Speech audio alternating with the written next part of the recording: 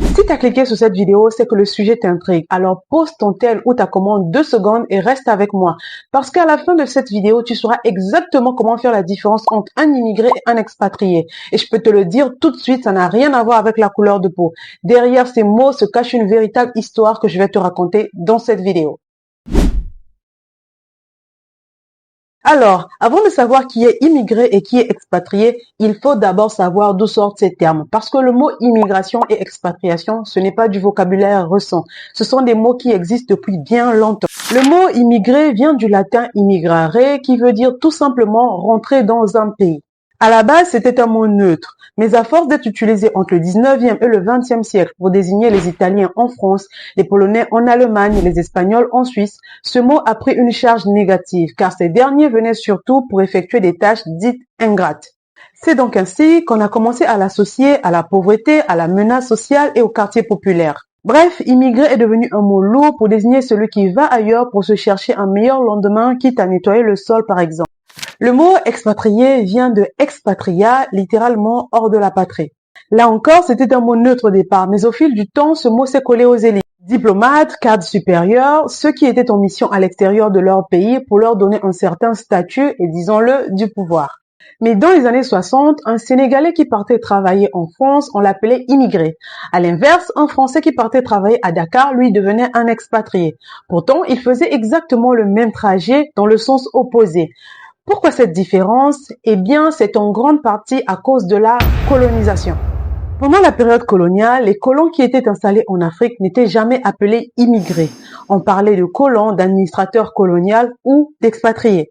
Le mot était volontairement employé dans le but de souligner leur rôle, leur pouvoir sur la population locale et, soit dit en passant, leur mission.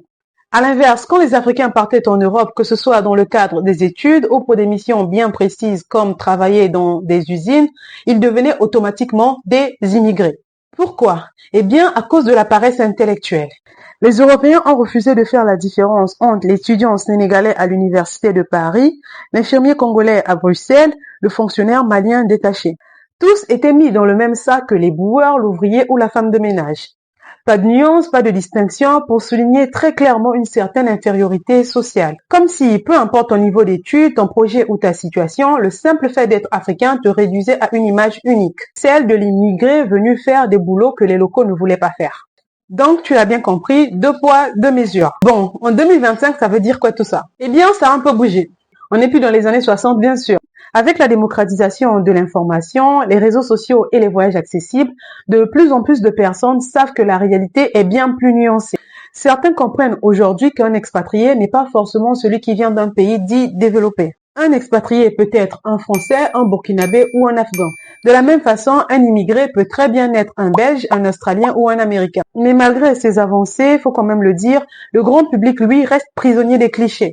On continue à associer l'expat aux blancs et aux privilèges. Contrat en or, appart payé par la société, voiture de fonction, enfant à l'école internationale. Et à l'inverse, on continue de voir l'immigré comme l'arabe, le noir, l'asiatique qui galère. Papier compliqué, discrimination, intégration difficile. Bref, on est un peu plus informé, mais les mots gardent encore leur vieille étiquette. Et être appelé immigré en 2025, c'est rarement un compliment. Même entre Africains d'ailleurs, on retrouve ce double standard. Un Tunisien qui va travailler au Gabon, on le considère souvent comme un expat. Mais un Gabonais qui vient en Tunisie pour bosser, lui, il devient un immigré. Et je vais te donner un autre exemple qui résume tout. Un Américain qui vend des burgers à Dakar, on l'appelle expat. Mais un Sénégalais qui vend du tiep à New York, c'est un simple immigré. Même activité, 2 narrations différentes. Alors, qu'est-ce qu'on fait de ces mots? Est-ce qu'on arrête de dire immigré ou expatrié? En vrai, la réponse est plus simple que ce qu'on croit. Un expatrié, c'est juste quelqu'un qui va vivre à l'étranger pour une durée limitée, point. Un immigré, c'est quelqu'un qui s'installe durablement dans un autre pays, point. Si un Mexicain va travailler 2 ans en Espagne, c'est un expat. À l'inverse, si un Français décide d'aller vivre toute sa vie au Sénégal pour y ouvrir un restaurant, c'est un immigré. Le problème, c'est que dans la réalité, on ne respecte pas ces définitions. On préfère la facilité, celle des étiquettes. Et c'est ça, la vraie réponse à la question du début. Immigré ou expatrié, ce n'est pas toi qui décides, c'est le statut qu'on t'attribue et la place qu'on pense que tu dois occuper. Alors maintenant, tu vois, immigré et expatrié, ce ne sont pas juste des mots.